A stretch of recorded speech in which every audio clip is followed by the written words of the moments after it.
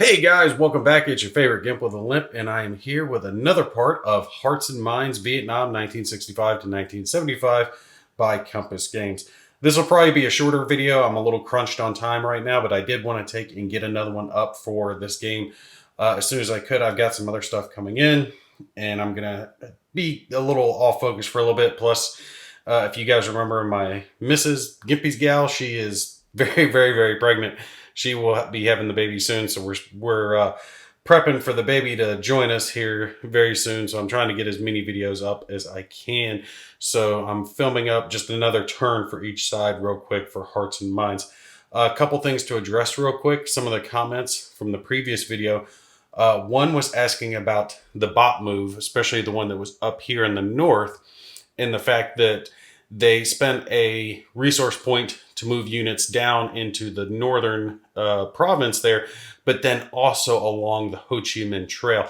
That's going to happen. The Solitaire AI works a little bit different based on their little sheet here. They're going to do things that a normal player isn't going to do. Like you see where it says here, you know, spend 1 RP, you move 4 infantry units and their support, and then the rest excess units will go down the Ho Chi Minh Trail. So that's how that's going to work out. Someone did point out, though, that I had made a goof because there was a stack of units sitting here in Cambodia, and evidently what I was doing is I was stacking units when I was prepping the game to get it set up to play, and I had the stack of the Cambodian allies sitting there.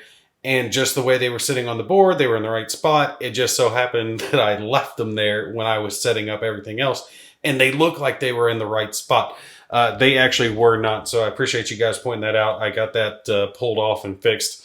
Only Laos was supposed to have units on it to start with. None of the Cambodian red or blue are there. So that's good to go now.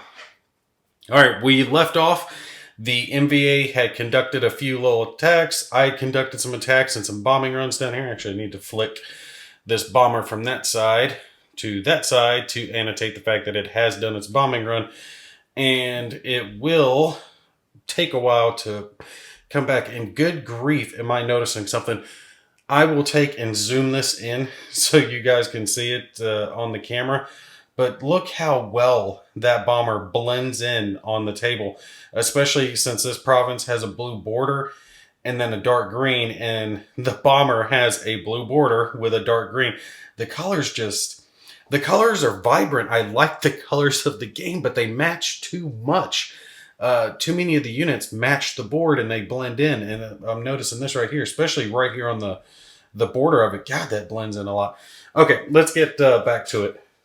Now, you guys remember from the previous video that the AI has a system where they take and they draw their cards, and they, once they have their hand, they'll flip over the top 2, take the one that has the most points, and then operate based off that. So that's what we're going to do. We know this top one's going to be the one that we didn't choose, which was another 2. So more than likely, it won't be chose. Yeah, Hanoi Jane was the first one that we picked from last turn. And remember, that's how it works too. You'll take and draw the top 2 cards. You'll take the highest one. And then the one that you didn't take goes back onto the top. So you'll keep drawing it until you either play it or it doesn't get played.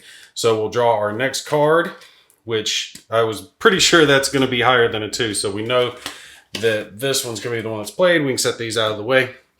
We have General Uprising. This is a 3-point card. Cost 2 resource points. That's actually a lot for an event. Move a VC to an adjacent province and place a... Oh, well, that's why. Because they get a free red flag. They basically get to own it and take a pacification marker.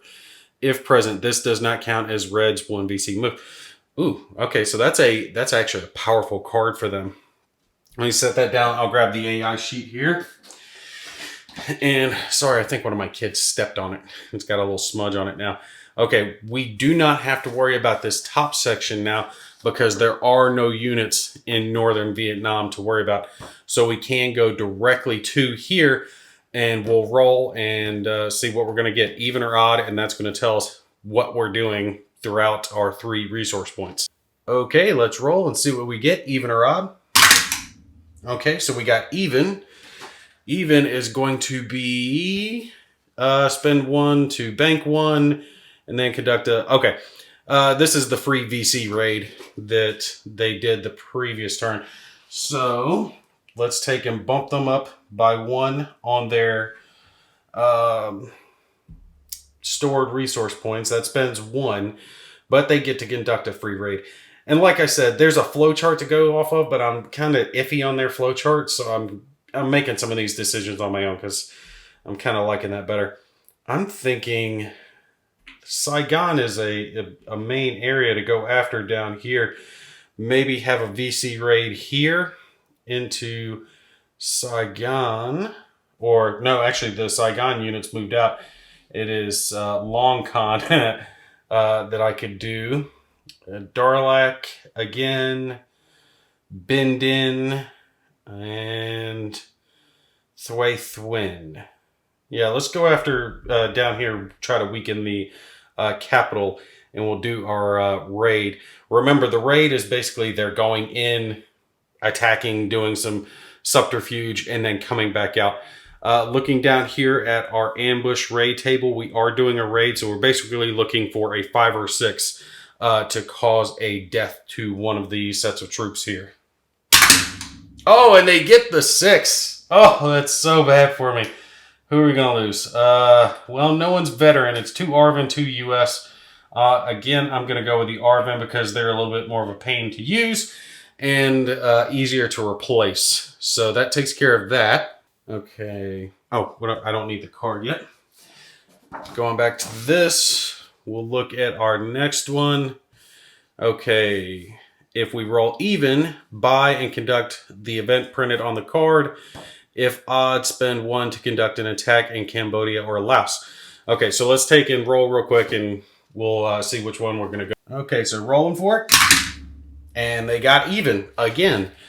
I was actually kind of hoping they would get odd because I didn't want them to play the event because that gives them control. Remember, looking at the card, that's going to give them a just flat control. Actually, remember that costs 2 resource points. That's actually kind of good for us because it burns out the rest of their turn.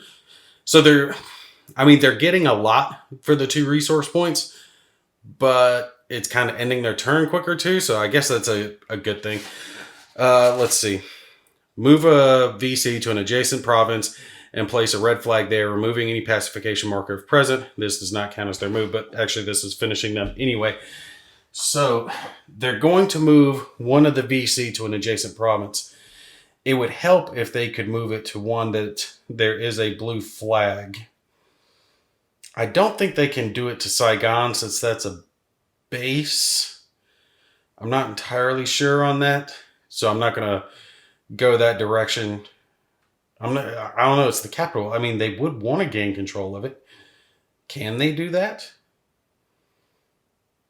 I don't know. I'm kind of thinking here. I'm looking at it. There's plenty of areas they could control. They've got VC around here. They can grab plenty of areas with a red star gold star rather, red counter to gain control. But it would behoove them if they can take away a pacification marker as well. And there's 2 that I can actually see. They can get Bindin and they can get Saigon.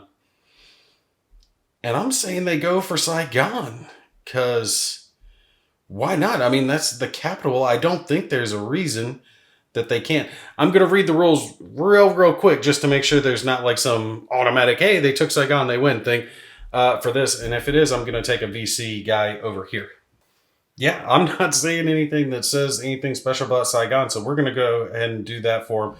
We're going to take 1 VC and move over here to Saigon, and that is going to allow them to do the event, which flips that over, so they technically have control of Saigon. You do not have to flip the VC for this to take and do the control for the different areas.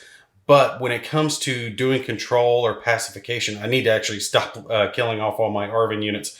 Because when it comes to that, if you're not using VC or Arvin units, then you have to roll and you might not actually get it. So you're spending the points without the guarantee. But if you use VC or Arvin units to do it, like the naturalized units, to take control of the areas, whether it's red or blue, then it's a automatic success. So that is something to definitely keep in mind. But that's going to finish out the enemy turn here. That's bad. I mean, they took Saigon. They didn't do a whole lot of damage. They took out some units, but being able to flip this, that's bad, because if you think about that, that's 3 levels of control. Because in this, there's controlled by the north, the red guys, and then there's controlled by the south, the blue guys, which is just no flag, nothing on the board, or there is pacification, and the blue is trying to get pacification onto the board. So yes, the blue side owns these ones that don't have flags on them, but they want to put the blue side on it, so they have to take that extra step. Now Saigon is all the way down into red, and actually most all of these start down into the red, so there's a lot of work I got to do to bring that back around. Okay, I know what I'm going to do, and actually this is going to be probably a quick turn for me. Let me take and show you guys the card that I'm using here. I'm going to take and use Agent Orange, and I am going to take and do the event. I'm going to spend the 2 resource points of the 4, all red units in a South Vietnamese province that you choose, except for Saigon or Thuy Thuy. I'm hoping I'm pronouncing that right, must retreat. And I'm not going to do Thuy Thuy, but I am going to do the one to the north of it to shoot them back into Vietnam, because when they're in Vietnam, it forces them to spend points moving those units. So basically, I'm going to force them to waste some resource points moving units back down to the south. So that's going to be 2 of the points that I spend will be for that, to take and force these guys back there into Vietnam. And like I said, on the AI chart, if there's any in North Vietnam, they are forced to take and spend points moving them south. So that will work for me. That leaves me 2 more points to spend, and I already know what I'm going to do with them. I forgot I'm doing that. And okay. One, I've got to bank a point, because I haven't been banking points, and I know I'm going to need them at the end of the turn, and that's only a couple of cards away. So I need to take and put points back to make sure that there's nothing else that's going to collapse.